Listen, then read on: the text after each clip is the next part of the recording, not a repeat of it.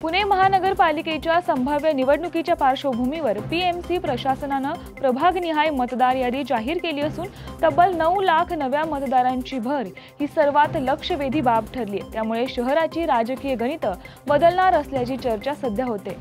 येत्या काही दिवसातच पुणे महानगरपालिकेच्या निवडणुका जाहीर होण्याची शक्यता आहे आणि या संदर्भातच पुणे महानगरपालिकेची जोरदार तयारी चालू आहे। आणि या संदर्भातच काल पुणे महानगरपालिकेचे आयुक्त नवल किशोर राम यांनी एक महत्त्वाची पत्रकार परिषद घेतली आणि या पत्रकार परिषदेत त्यांनी प्रभागनिहाय मतदार यादी जाहीर केली आणि या यादीत सर्वात लक्षवेधी बाब म्हणजे 2017च्या निवडणुकानंतर तब्बल 9 लाख नव्या मतदारांची यामध्ये वाढ झाली। इतक्या मोठ्या प्रमाणात मतदारसंख्येची वाढ झाल्यामुळे आगामी निवडणूक अधिक व्यापक आणि महत्त्वाची ठरणार आहे। 2017 मध्ये मतदारसंख्या अंदाजे 26 लाख होती, मात्र गेल्या 7 वर्षात शहरांच्या हद्दीत 32 नवे गावे समाविष्ट झाल्यामुळे मतदारांची संख्या आता थेट 35 लाख इतक्यापर्यंत पोहोचली आहे। पीएमसीच्या नव्या मर्यादित आलेल्या भागातील अनेक नागरिक प्रथमच महानगरपालिकेच्या निवडणुकीला सामोरे जात आहेत आणि मतदानी करणार आहेत।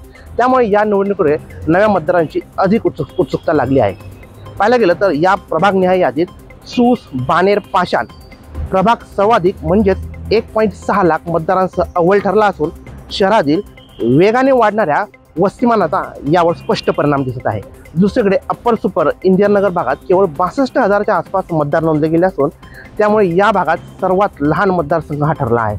मतदार यादी जाहीर करताना पीएमसी प्रशासनाकडे नागरिकांना आपापली नावे नीट तपासून पाहण्याचे आवाहन यावेळेस करण्यात आले असून नाव, पत्ता, वॉर्ड क्रमांक किंवा मृत व्यक्तींची जी नावे आहेत ती चुकून समाविष्ट झाली असेल तर यावेळेस हरकती नोंदवण्याचेही यावेळेस त्यांनी आवाहन केले आहे।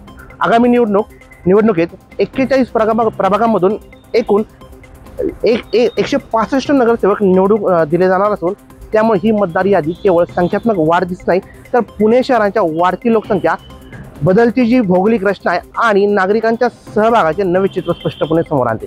आता पाहिलं गेलं तर पुणे महानगरपालिका नवीन गाव समाविष्ट झाल्यामुळे अनेक मतदार सुद्धा वाढलेत, पण हे मतदार आपला हक्क कशा पद्धतीने बजावतात आता आपल्याला हेही पाहावं लागेल। न्यूज अनकटसाठी मी दिनेश वडणे, धन्यवाद।